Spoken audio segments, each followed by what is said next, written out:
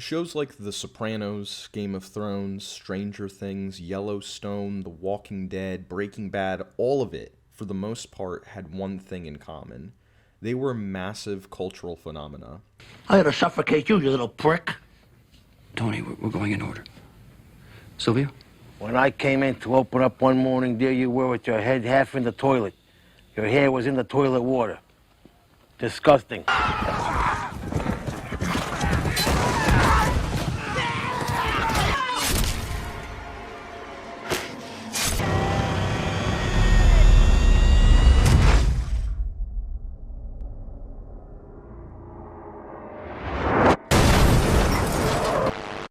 HBO's The Sopranos paved the way for a more mature, more cinematic kind of television, one that didn't shy away from the graphic violence, sex, and mature themes that were mostly seen in movies, one that wasn't afraid to push boundaries.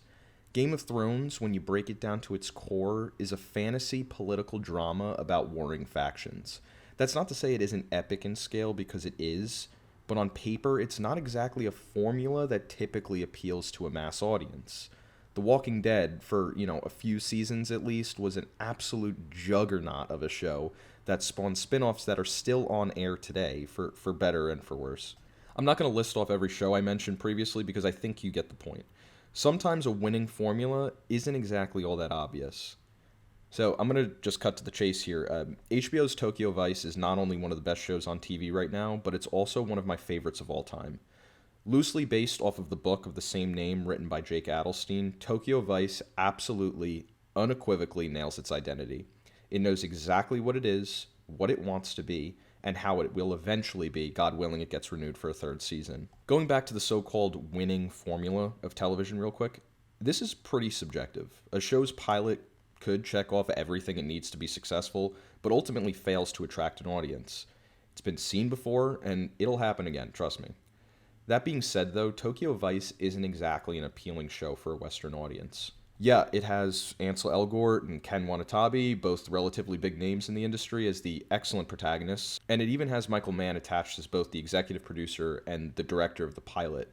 It has top-tier direction and cinematography, bolstered by a unique, carefully spun narrative that progressively boils as the episodes go on. It has a beautifully realized, diverse group of characters.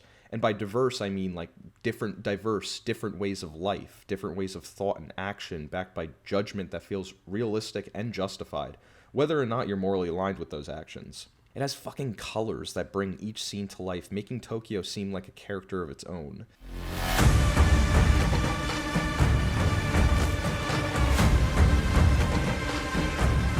This world, once we open a door, it is very hard to close.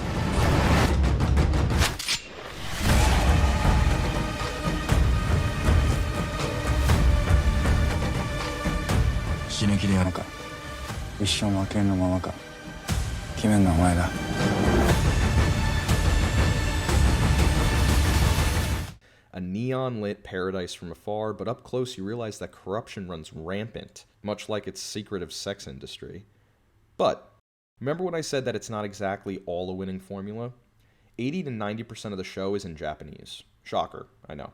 And that's not a bad thing, like at all. But for some, reading subtitles isn't exactly their thing.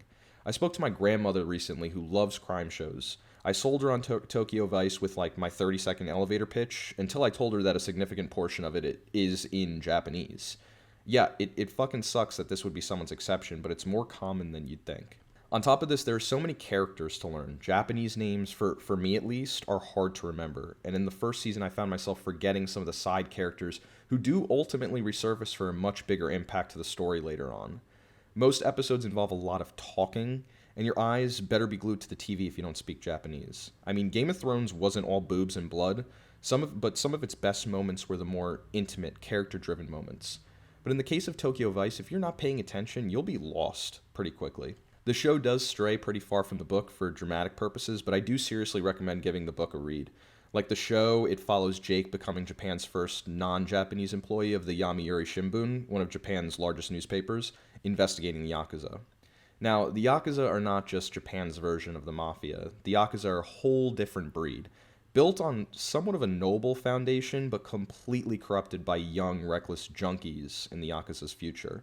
If you're interested in further Yakuza studies, I seriously do recommend picking up Jake's The Last Yakuza because it dives heavily into what it means to be Yakuza and how they inevitably dissolve as time goes on. At the time of making this video, Season 2 is halfway through, and it's fucking phenomenal. Seriously. Remember when each episode of Game of Thrones, whether or not it included some action, and by action I mean the naked type and the sword type, was just so immersive? Like, it could be 60 minutes of Tyrion taking a shit and wondering where he's going to get toilet paper, and a majority of us would be like, holy moly, this is gold. That's how I feel when watching Tokyo Vice. Even in its more introspective and intimate moments, it's pure gold. And when shit does technically hit the fan, its outcome is wildly unpredictable. Without going into spoilers, Season 2, Episode 5 just premiered, and at that point, a lot of story arcs were starting to reach a singular point, so I was anticipating shit to hit the fan. But then when said shit does hit the fan, instead of splattering all over the room, it splatters all over the room and out the window onto the little boy riding by on his bike. Like, you'd never expect a third party to be hit with the same shit that hit your fan, but it does. And it never feels forced. It's always earned. Take Hulu's Shogun, for example. Excellent show, by the way. Excellent. Hiroyuki Sanada, serving as both the producer and the lead role as Lord Yoshi Toranaga in the show, demanded that it gets Japanese culture right. Now, I'm not Japanese. I'm about as much as a guinea as you can get outside of Italy, but it feels wholly authentic. And the same goes for Tokyo Vice. I love the Japanese characters, but I also love the Western characters. Jake and Mama-san Samantha are both incredibly relatable people in this foreign landscape, and they both weirdly helped me digest its world and people, and the culture as well. At the moment, Japanese TV is killing it. I'm a nerd about this show, but I really do care about helping it grow an even bigger audience because it deserves it. It deserves more seasons. You could literally catch up on Season 1 and half of Season 2 right now on the Max app. So if you watch it, let me know what you think.